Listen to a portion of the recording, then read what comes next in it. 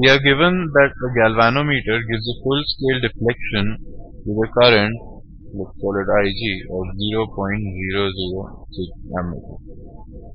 When you connect it to a resistance of 4900 ohm, it is a voltmeter in the range 0 to 30 volts. Now we know what happens in a voltmeter. This is the galvanometer and the resistance is connected in series. Why? Because this thing will be attached in parallel to the circuit, and a high resistance means a very low current is drawn here, which means that the potential difference across this point is not changed by a very big amount. Right. So this has its own resistance, let's call it RG, which is 4990, and the voltmeter has a range of 0 to 30 volts.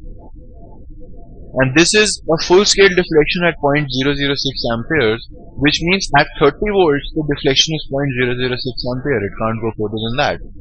That means 30 volts is equal to 0.006 amperes multiplied by the resistance, which is 4990 plus Rg, right there in series, which gives me, this is, you take 3 here, so this is 30,000 divided by 6, which is 5000, is 4990 plus Rg, which gives you the resistance of the galvanometer as 10 ohm.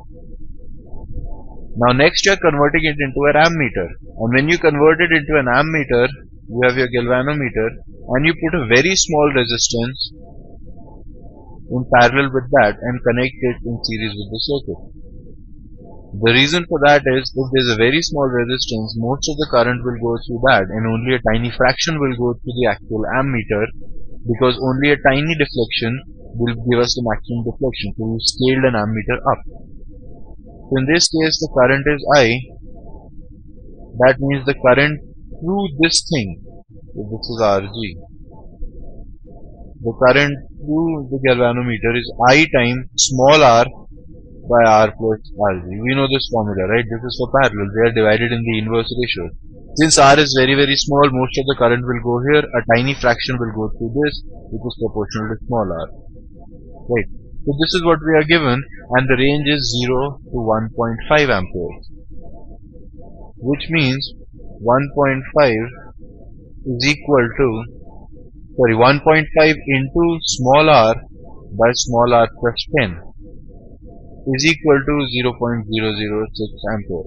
Right, so 1.5 goes here, which means that 0.006 goes here, which is the maximum possible value.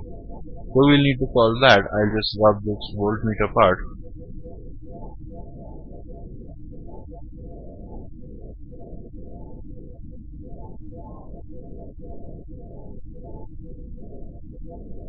Yeah, so the equation is 1.5 or 3 by 2. 3r by 2 times r plus 10 is equal to 0.006, which means 3r is equal to 2r plus 20